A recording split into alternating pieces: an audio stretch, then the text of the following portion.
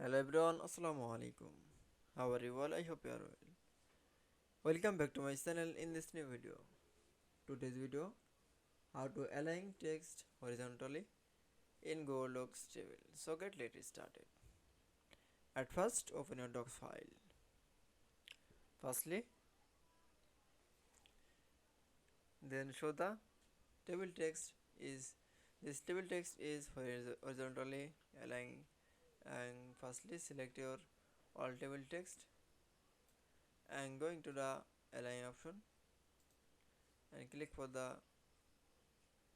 center align and click for the right align, then click the last align.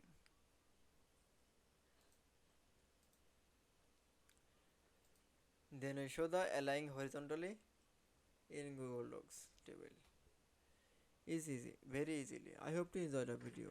Please like, comment, share and subscribe my channel. Thanks for watching my video.